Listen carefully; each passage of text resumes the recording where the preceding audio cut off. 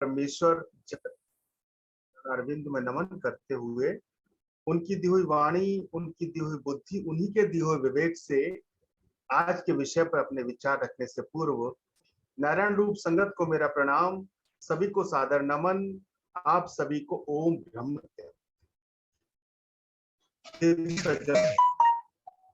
समय समय पर हमारे शरीर में विभिन्न प्रकार के रोग लगते रहते हैं।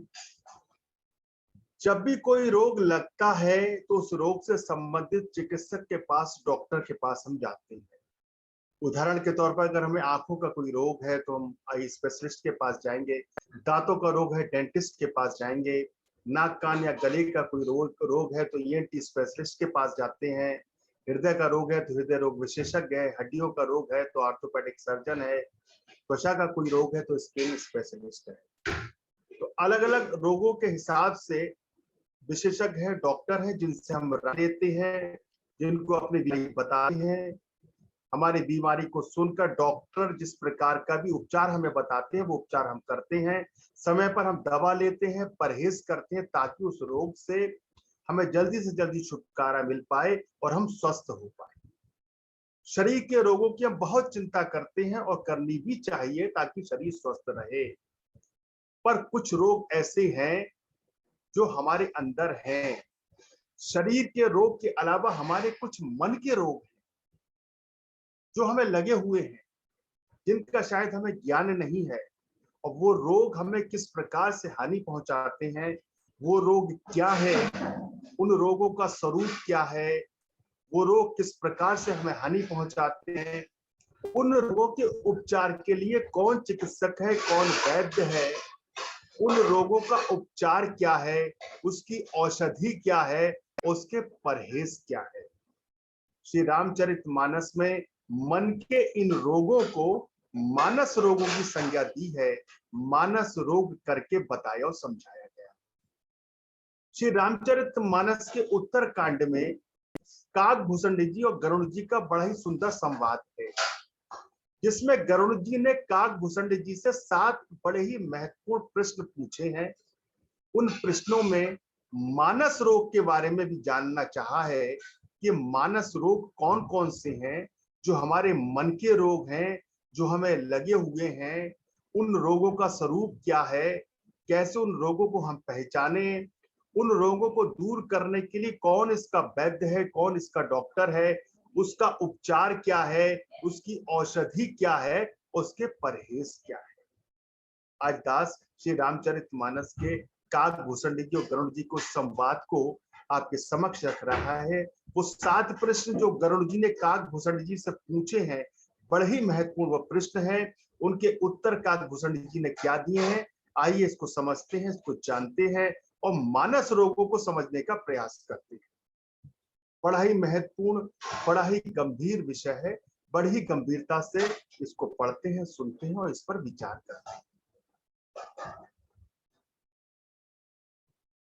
पुनि सप्रेम बोले खगराऊ, जो कृपाल मोहि ऊपर भाऊ, नात मोहि निज सेवक जानी, सप्त प्रश्न मम करहु बखानी। गरुड़ जी कहते हैं, पक्षीराज गरुड़ जी प्रेम सहित बोलते हैं, हे कृपालु, यदि मुझ पर आपका प्रेम है, आपकी कृपा है, तो हे नाथ, मुझे अपना सेवक जानकर मेरे इन 7 प्रश्नों का उत्तर दीजिए। कौन से वो 7 प्रश्न हैं, देखिए। प्रथम ही कहूं नाथ मत धीरा, सबते दुर्लभ कवन शरीरा, बड़ दुख कवन कवन सुख भारी, सोए संक्षेप ही कहूं विचारी। वो कह रहे, हे नाथ, हे धीर बुद्धि, पहले तो ये बताइए कि सबसे दुर्लभ शरीर कौन सा है, फिर सबसे बड़ा दुख कौन सा है। पहला प्रश्न, सबसे दुर्लभ शरीर कौन सा है। दूसरा प्रश्न, सबसे बड़ा दुख कौन सा है। ये भी विचार का संक्षेप में कहिए।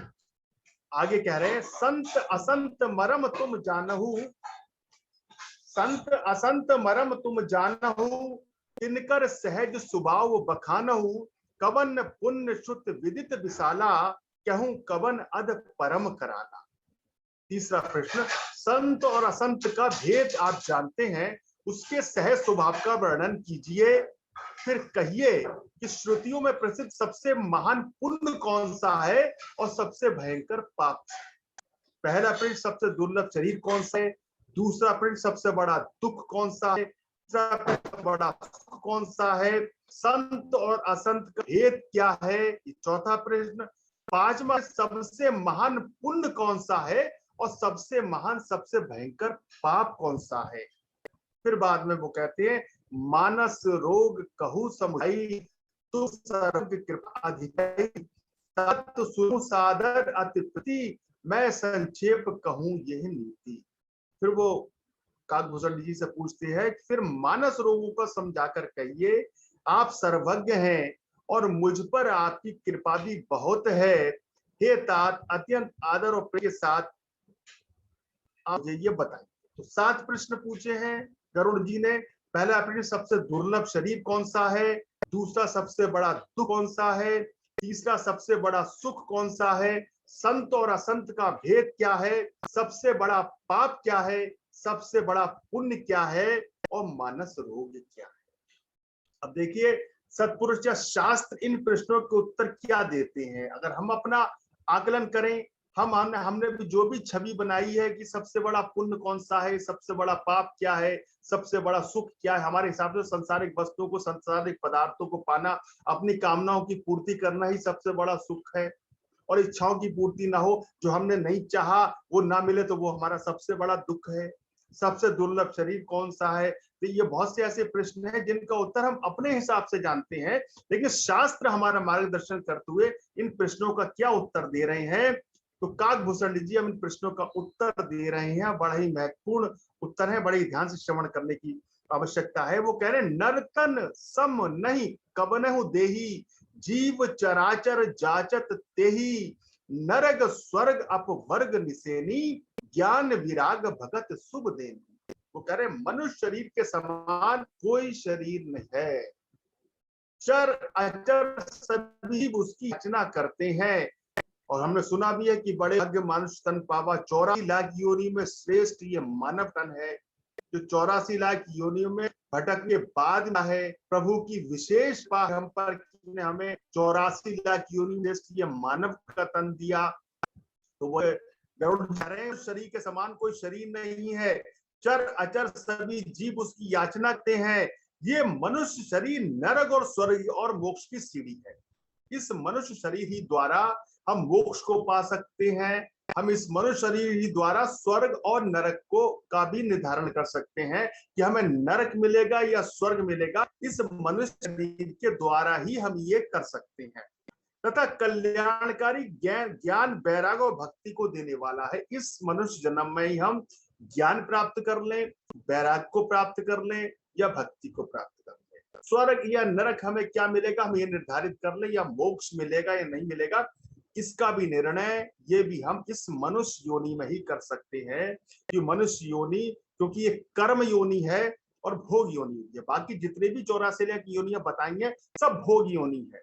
उसमें कर्म करने की स्वतंत्रता नहीं है। उसमें ईश्वरों ने बुद्धि नहीं दी है, विवेक नहीं दिया, ज्ञान नहीं दिया, वैराग नहीं दिया है।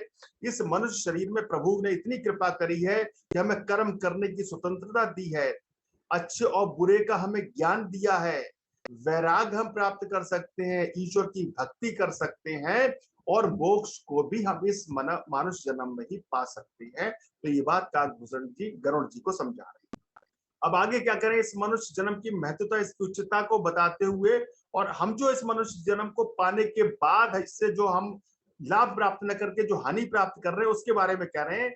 सोतनु धरि हरि भजई न जेनर होई विषय रत मंद मंद तर कांच किरच बदलेते लेही करते डारी परस मन जेही। ऐसे मनुष्य शरीर को धारण प्राप्त करके जो लोग हरि का भजन नहीं करते, नीच से नीच भी विश्व में अनुसक्त रहते हैं, वे पारस मणि को हाथ से फेंक देते हैं और बदले में कांच के टुकड़े ले लेते हैं। वो कह रहे हैं इस मनुष्य शरीर को पाने के बाद भी जो संसार के भोगों में लगे रहते हैं, जो विषय वासना में लगे रहते हैं, संसारिक वस्तु, संसारिक पदार्थ, संसारिक कामनाओं को पूरी करने में या मोह को प्राप्त करने में जो अपना जीवन लगा देते हैं और हरि का भजन नहीं करते, सिमरन नहीं करते, ईश्वर को प्राप्त करने का यत्न नहीं करते, साधन नहीं करते, वो लोग पारस मणि रूपी ये जो मानव जन्म मिला है इसको फेंक कर संसार के, ये सुख संसार के जो भोग है ये कांच के टुकड़े उठा, बड़ा ही स्पष्ट निर्णय दे रहे हैं कि इसको पाने के बाद भी अगर अपने जीवन को नहीं सुधारा, मोक्ष को पाने का प्रयास नहीं किया, ईश्वर की भक्ति नहीं की, सिर्फ संसार की विषय वासनाओं में ही लगे रहे, तो वो ऐसे ही है कि हाथ में आई पारस मणि को फेंक कर कांच के कुछ टुकड़े उठा लिए। तो ये हो गया चौथे प्रश्न का उत्तर कि सबसे दुर्लभ शरीर कौन सा है। इसका अब आगे आ रहा है कि सबसे बड़ा दुख कौन सा है। जो प्रश्न था, कहे काकभूषण नहीं दरिद्र सम दुख जग माही, संत मिलन सम सुख जग नाही, पर उपकार बचन मन काया, संत सहज स्वभाव खगराया। अर्थात जगत में दरिद्रता के समान कोई दुख नहीं है और संतों के मिलन के समान जगत में कोई सुख नहीं। वो कह रहे दरिद्रता सबसे बड़ा दुख है और संत मिल जाएं, सत्पुरुष मिल जाएं, सत्संग मिल जाए, हरि का भजन मिल जाए, इससे बड़ा संसार में कोई सुख नहीं। अब देखिए शास्त्र क्या बता रहे हैं, संसार में सबसे सुख क्या है और हमारे हिसाब से संसार में सबसे बड़ा सुख क्या है। मन की इच्छा पूर्ति होती रहे तब तो हम सुखी, मन की इच्छा पूरी नहीं हुई तो हम दुखी। वो कह रहे हैं संतों के मिलन से बढ़कर संसार में कोई सुख नहीं है।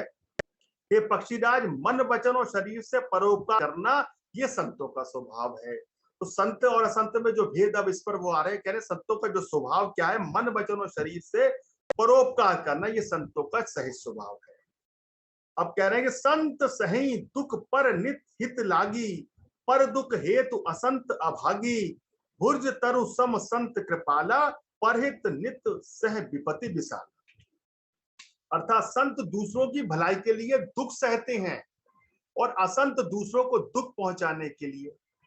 अब संत असंत में भेद बताया है। संत क्या करते हैं, दूसरों की भलाई हो जाए, दूसरों का भला हो जाए, दूसरों को लाभ हो जाए, इसके लिए खुद सह लेते हैं, खुद दुख सह करके दूसरों को सुख देते हैं। और जो असंत है वो दूसरों को दुख पहुंचाने के लिए, दूसरों को दुख मिल जाए बस इसमें उनको सुख मिलता है, उसमें आनंद मिलता है।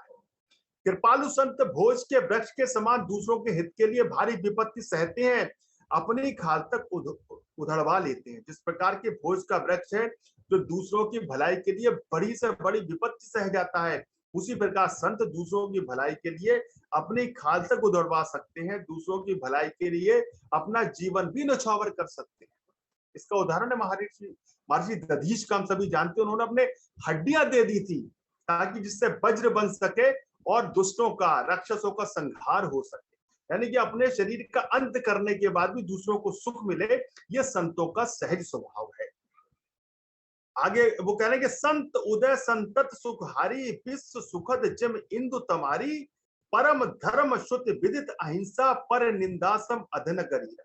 तो संत और असंत का भेद आया। अब आया सबसे बड़ा पुण्य कौन सा है। तो वो कह रहे हैं कि संतों का स्वभाव सदा सुखकर होता है, जैसे चंद्रमा और सूर्य का उदय विश्व भर के लिए सुखदायक है।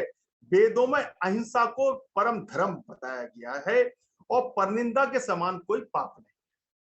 पाप और पुण्य में स्पष्ट कर दिया कि परनिंदा, दूसरों की निंदा करने से बढ़कर कोई पाप नहीं है, और अहिंसा को सबसे बड़ा धर्म, सबसे बड़ा पुण्य बताया। तो ये प्रश्न हुए कि सबसे बड़ा पाप कौन सा है, सबसे बड़ा पुण्य कौन सा है, संत और संत में क्या भेद है, सबसे बड़ा दुख क्या है, सबसे बड़ा सुख क्या है, और सबसे दुर्लभ शरीर क्या है। अब आ रहे हैं जो मुख्य प्रश्न है जो पूछा है गरुड़ जी ने कि मानस रोग। सबके निंदा ते जड़ करही, ते चमकादुर होई अवतरही, सुनहु तात अब मानस रोगा, जिनते दुख पा वही सब लोग। वो कह रहे हैं जो मूर्ख मनुष्य सबकी निंदा करते हैं वे चमगादड़ के समान होते हैं और चमगादड़ होकर जन्म लेते हैं। हे तात अब मानस रोग सुनिए, जिनसे सब लोग दुख पाया करते थे। ये वो मानस रोग, ये वो मन के रोग जो हमें लगे हैं, जिनका हमें ज्ञान नहीं है, उसके बारे में काकभूषण जी गरुड़ जी को बता रहे हैं। क्या कह रहे हैं कि मोह सकल व्याधिन कर मूला, तिनते पुन उपजई बहु सूला। इस सब रोगों की जड़ जो है वो मोह है। उन व्याधियों में फिर उससे बहुत से शूल उत्पन्न होते हैं। कहते हैं ना, काम, क्रोध, लोभ, मोह, अहंकार, ये 5 विकार है जो अध्यात्म मार्ग में बाधित है। इसमें बताते हैं मोह सकल, मोह इन सारे ही जितने भी विकार हैं, जितने भी हैं, इनका मूल है, आधार है। मोह से ही सारे रोग उत्पन्न होते हैं, सारे विकार उत्पन्न होते हैं। अब मोह है क्या, इसको साधारण भाषा में हम समझे। वैसे मोह मोह हम सुनते हैं, मोह है क्या? देखिए, जानना ज्ञान है, न जानना अज्ञान है। हम किसी बात को जानते हैं, यह हमारा ज्ञान है। हम किसी बारे में नहीं जानते, किसी चीज को नहीं जानते, हमारा अज्ञान है। पर जानते हुए भी अनजान बने रहना और जानते हुए भी अनजाना जैसा व्यवहार करना, ये हमारा मोह है। जैसे कि हम सभी जानते हैं, हमें ज्ञान है, शरीर हमारा नश्वर है, मिटने वाला है, समाप्त होने वाला है, संसार नश्वर है, संसार छूटने वाला है, संसार मिटने वाला है, इसका हमें ज्ञान है, हम अज्ञानी नहीं है। लेकिन ये जानते हुए भी हम जीवन भर एक अनजान से बने रहते हैं। ये शरीर हमारा सदैव बना रहेगा, परिवार हमारा सदैव बना रहेगा, ये संसार हमारे सदैव बना रहेगा, सारे सुख सुविधाएं सदैव बनी रहेंगी। तो जानते हुए भी अनजान जैसा व्यवहार करना, अज्ञानी जैसा व्यवहार करना, ये हमारा मोह है। और मोह, जैसे कि हम जानते हैं, भगवत गीता में भगवान कृष्ण ने अर्जुन को जो गीता का संदेश दिया है, 18 अध्याय के 700 श्लोकों में अर्जुन का मोह ही तो मिटाया है। मोह कितना बड़ा विकार है, जिससे सारे विकार पैदा होते हैं, सारे कष्ट, सारे दुख पैदा होते हैं।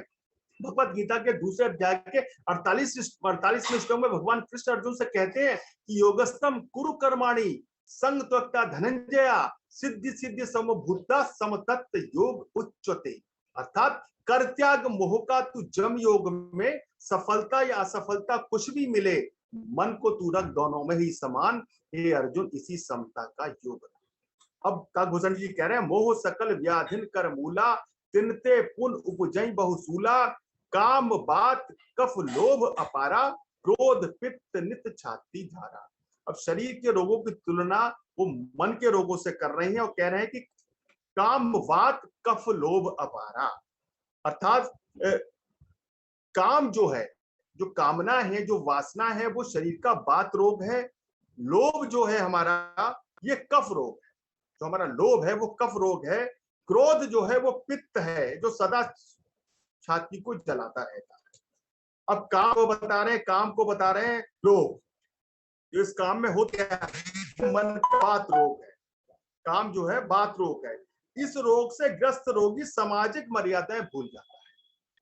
जब मन में कामनाएं होती है, इच्छाएं होती है, तो सारी सामाजिक वासना, सामाजिक जो है मर्यादाओं को इंसान भूल जाता है।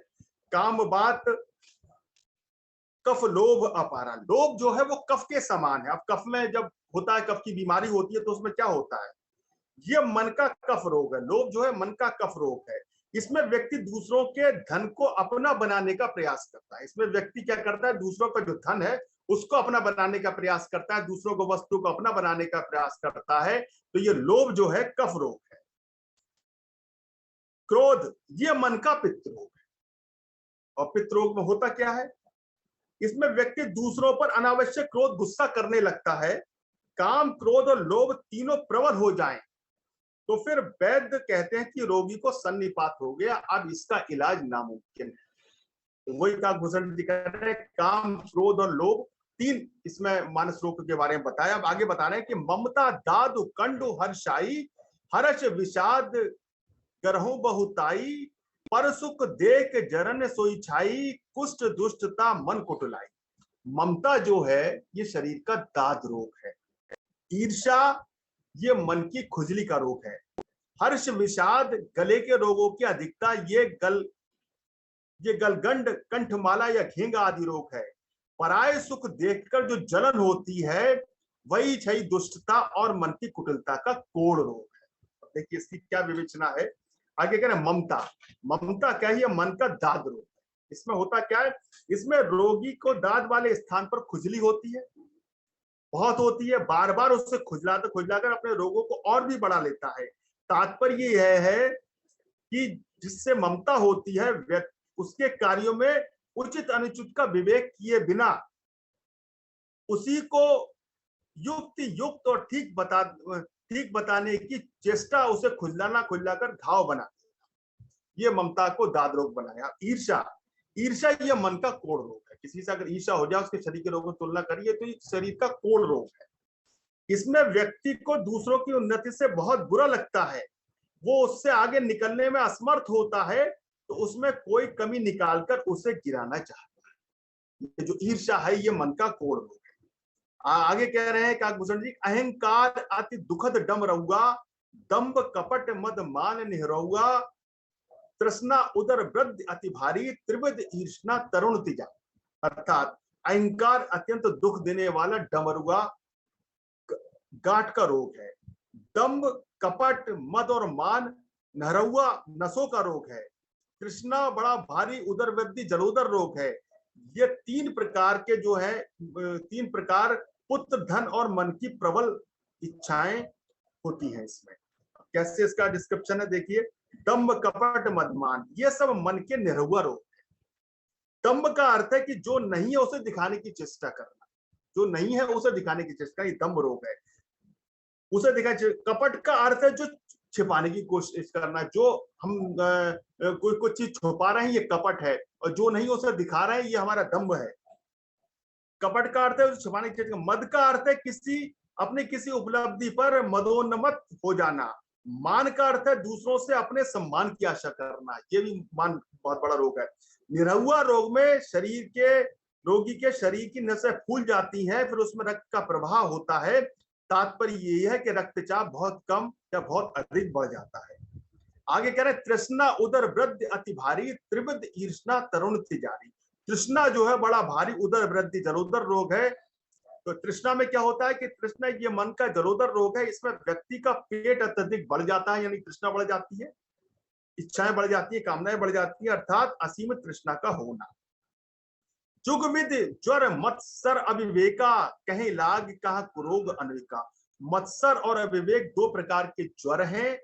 इस प्रकार अनेक बुरे रोग हैं जिनसे मैं कहां तक कहूं। मत्सर और अविवेक ये मन के दो प्रकार के बुखार हैं। इसमें व्यक्ति के शरीर का ताप बहुत बढ़ जाता है और इससे शरीर में जलन पैदा होती है। आगे कह रहे हैं काकभूषण जी, एक व्याधि बस नर मरही, ए असाध्य बहु व्याधि, पीढ़ई संतत जीव कहूं, सो किम लहे समाज। एक ही रोग के वश में होकर मनुष्य मर जाते हैं, फिर ये बहुत से असाध्य रोग हैं जो जीव को निरंतर कष्ट देते रहते हैं। ऐसी दशा में वो शांति को कैसे प्राप्त। इतने सारे जो रोग लगे हैं, जो उनके रोग हैं, वो कह रहे हैं कि एक रोग से ही इंसान मर जाता है, और यहाँ तो सैकड़ों रोग लगे हुए हैं, तो इनसे कैसे मुक्ति पाए। इसका उपाय भी बताया है कि नेम धर्म आचार तप ज्ञान जग जप दान, भेषज पुण्य कोटिन नहीं, रोग जाहि हरि जान। नियम धर्म आचार तप ज्ञान यज्ञ जप दान तथा और भी करोड़ों औषधियां हैं, हे गरुड़ जी, उन्हें उनसे ये रोग जाते हैं। अभी इस रोग बताए, रोग का उपचार बताया, ये उपचार है।